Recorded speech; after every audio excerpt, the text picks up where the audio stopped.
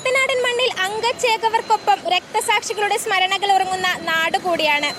അതുകൊണ്ട് തന്നെ തിരഞ്ഞെടുപ്പിൽ രക്തസാക്ഷിത്വം ചർച്ചയാകുന്നത് സ്വാഭാവികമാണ്.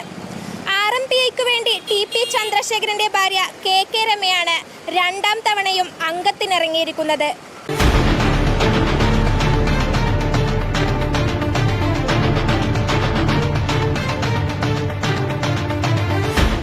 കഴിഞ്ഞ നിയമസഭാ തിരഞ്ഞെടുപ്പിൽ KK രമ LDF സ്ഥാനാർത്ഥി RJDയിലെ മനയത്ത് ചന്ദ്രനെ 7491 വോട്ടുകളുടെ ഭൂരിപക്ഷത്തിലാണ് പരാജയപ്പെടുത്തിയത്. തിരഞ്ഞെടുപ്പ് ഫലപ്രഖ്യാപനം നടക്കുന്ന മെയ് 4 TP ചന്ദ്രശേഖരൻ കൊലക്കത്തിക്കിരയായിട്ട് 14 വർഷം പൂർത്തിയാവുകയാണ്. നിയമസഭയിൽ TPയുടെ നാവായി സാധാരണക്കാരന്റെ ശബ്ദമായി മാറിയ ചാരിതാർത്ഥ്യവുമായാണ് വോട്ടർമാരെ സമീപിക്കുന്നതെന്ന് KK രമ പറയുന്നു. നല്ല പ്രതികരണമാണ്. എല്ലാ ഭാഗത്തും നല്ല സ്വീകാര്യതയുണ്ട്. എനിക്കൊന്ന് കഴിഞ്ഞ 5 വർഷം ജനങ്ങളുടെ കൂടെ നിന്നതുകൊണ്ട് തന്നെ ആ അഡ്വാൻറ്റേജ് വളരെ നന്നായിട്ടുണ്ട്. എവിടെയും പ്രത്യേകിച്ച് പരിചയപ്പെടുത്തേണ്ടതില്ല, എല്ലാവർക്കും അറിയാം. നമ്മൾ ജനങ്ങളുടെ കൂടെ തന്നെയാണ് ഈ കഴിഞ്ഞ 5 വർഷവും ഉണ്ടായിരുന്നത്. അതിൻ്റെ നേട്ടം സ്വാഭാവികമായിട്ടും ഈ തെരഞ്ഞെടുപ്പിലുണ്ടാകും. അവരത് തിരിച്ചറിയുന്നുണ്ട്. ജനങ്ങളുടെ കൂടെ നിന്ന് അവരുടെ പ്രയാസങ്ങളും പ്രശ്നങ്ങളോടും ഒപ്പം നിന്നയാൾ എന്ന നിലയ്ക്ക് തന്നെ ആ ഒരു സ്വീകാര്യത കിട്ടുന്നുണ്ട്. നല്ല പ്രചരണമാണ്. നല്ല ഭൂരിപക്ഷത്തിൽ വിജയിക്കാൻ സാധിക്കും. 5 വർഷത്തെ MLAയുടെ വികസന നേട്ടങ്ങൾ KK രമ ജനങ്ങളുടെ മുന്നിൽ വെക്കുന്നുണ്ട്. വികസനമില്ലാത്തത് ഈ 5 വർഷമാണോ വികസനമില്ലാത്തത്? ഈ 5 വർഷത്തിന് മുന്നേയുള്ള വടകരയ്ക്ക് ആ വടകരയും ഈ വടകരയും തമ്മിൽ എന്ത് വ്യത്യാസമുള്ളത്? എത്ര വർഷമായി ഇവിടെ മന്ത്രിമാരുണ്ടായിരുന്നു, MLAമാരുണ്ടായിരുന്നു, ഗവൺമെൻറ് ഉണ്ടായിരുന്നു. വടകര മുനിസിപ്പാലിറ്റി എത്ര വർഷമായി CPM അല്ലാതെ വേറെ ആരെങ്കിലും ഭരിച്ചിട്ടുണ്ടോ? LDF അല്ലാതെ. എന്നിട്ട് എന്തേ വികസനമില്ലാതെ പോയി? അപ്പം വികസനമില്ലാത്തതിൻ്റെ ഉത്തരവാദി MLA അല്ല. MLA ആ വികസനത്തിന് വേണ്ടി ഒരു സ്റ്റെപ്പ് വെച്ചിട്ടുണ്ട്. തീർച്ചയായിട്ടും വികസനം വരണം എന്നത് തന്നെയാണ് നമ്മുടെ ആഗ്രഹം. കഴിഞ്ഞ വർഷം പ്രതിപക്ഷ MLA എന്ന നിലയ്ക്കുള്ള ഫണ്ടുകളൊന്നും നമുക്ക് ലഭിച്ചില്ല. വളരെ പരിമിതമായ ഫണ്ടുകളാണ് ലഭിച്ചത്. നമ്മളെ പഴയ കോട്ടപ്പറമ്പ് ബസ് സ്റ്റാൻഡ് നവീകരിക്കാൻ വേണ്ടിയുള്ള പ്രപ്പോസൽ സർക്കാരിൻ്റെ കയ്യിലുണ്ട്. പുതിയ ബസ് സ്റ്റാൻഡ് നവീകരിക്കാൻ പ്രപ്പോസൽ സർക്കാരിൻ്റെ കയ്യിലുണ്ട്. ഇവിടെ കളരിയുമായി ബന്ധപ്പെട്ട പ്രപ്പോസൽ സർക്കാരിൻ്റെ കയ്യിലുണ്ട്. ടൂറിസവുമായി ബന്ധപ്പെട്ട പ്രപ്പോസൽ സർക്കാരിൻ്റെ കയ്യിലുണ്ട്.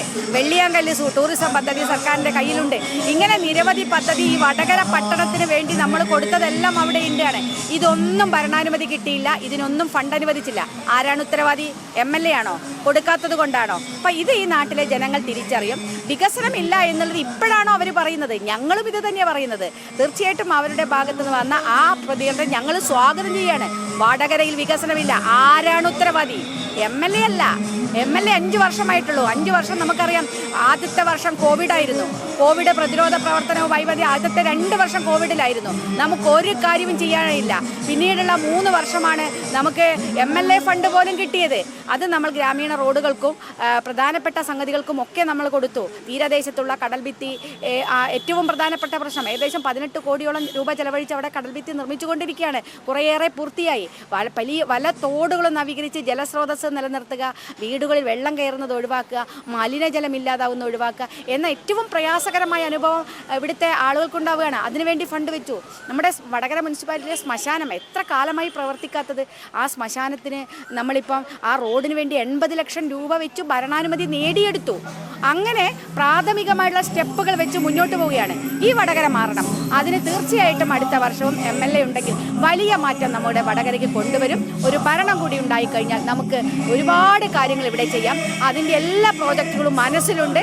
അത് ചെയ്യാനുള്ള ഒരു താല്പര്യമുണ്ട്. അത് ചെയ്യാനുള്ള ആത്മാർത്ഥതയുമുണ്ട്. അത് പൂർണ്ണമായിട്ടും വടകരയിലുണ്ടാകും. തീർച്ചയായിട്ടും വടകര ഏറ്റവും നല്ല പട്ടണമാക്കി മാറ്റാനുള്ള എല്ലാ പരിശ്രമത്തിലും ഞാൻ മുൻപന്തിയിലുണ്ടാകും. TPയുടെ രക്തസാക്ഷി ദിനത്തിൽ പിണറായി സർക്കാരിന്റെ അന്ത്യം കുറിക്കുന്ന ദിനമായിരിക്കുമെന്നും കേരള ജനത മധുര പ്രതികാരം തീർക്കുമെന്നും KK രമ പറഞ്ഞു. മെയ് 4 കേരളത്തിലെ പിണറായിസത്തിന് അറുതി വരുത്തുന്നതായിരിക്കുമെന്ന് തന്നെയാണ് ഞങ്ങൾ വിശ്വസിക്കുന്നത്. അത് TP ചന്ദ്രശേഖരന്റെ രക്തസാക്ഷിത്വ ദിനമാണ്. തീർച്ചയായിട്ടും അതൊരു കോയിൻസിഡൻസ് ആണ്. അതൊരു മധുര പ്രതികാരത്തിന്റെ ദിവസമാകും. അതിന് വടകരക്കാർ, കേരളക്കാർ തയ്യാറാകും. ഇത് എല്ലാ വർഷവും നടത്തുന്ന കലാപ പരിപാടികളാണ്. അതുപോലെ തന്നെ വ്യാജ വീഡിയോ ഉണ്ടാക്കുക, വ്യാജ പോസ്റ്റുകൾ ഉണ്ടാക്കുക, എന്നിട്ട് കരയുന്ന ഫോട്ടോ വെച്ചിട്ട് തടഞ്ഞു എന്ന് ഹാർബർ തടഞ്ഞു എന്ന വ്യാജ പ്രചരണം നടത്തുക. ഇത് എല്ലാ വർഷവും നടത്തുന്നത് പോലെ നടത്തുകയാണ്. 2016 തെരഞ്ഞെടുപ്പ് നമ്മൾ മറന്നില്ല. ഒരു പെൺകുട്ടിയെ ഞാൻ ചീത്ത പറഞ്ഞു എന്ന് പറഞ്ഞ് ഒരു വീഡിയോ ഉണ്ടാക്കിയിട്ട് അത് ഒരു ദിവസം മുഴുവൻ കൈരളി കാണിച്ചു.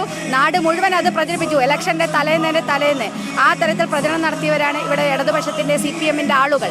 ആ കേസ് കോടതിയിലെത്തിയപ്പോൾ അവർക്കത് ഇത് കൊടുക്കാൻ വേണ്ടി പോലും കഴിഞ്ഞില്ല. ഞങ്ങളത് കേസ് കൊടുത്തിട്ട് അവർ കൊടുക്കാതെ അത് കേസ് തള്ളിപ്പോകുന്ന സാഹചര്യം വരെ ഉണ്ടായി. അപ്പോൾ ഈ പ്രചരണം ഒരുപാട് കാലമായി തുടരുന്നു. അത് ഇപ്പോഴും തുടരും. അതൊക്കെ വടകരയിലെ പ്രബുദ്ധരായ വോട്ടർമാർ തിരിച്ചറിയും.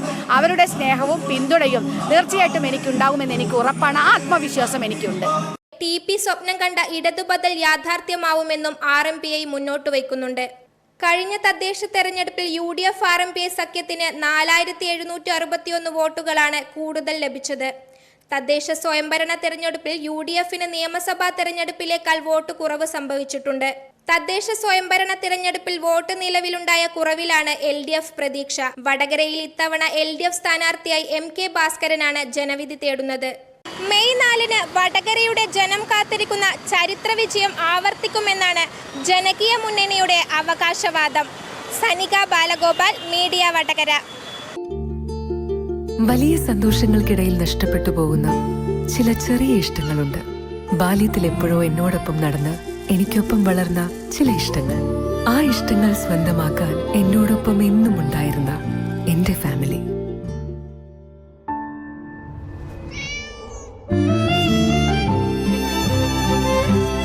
എന്റെ ഇഷ്ടങ്ങൾ എന്റെ ഫാമിലിക്ക് അറിയാം. Family wedding centre.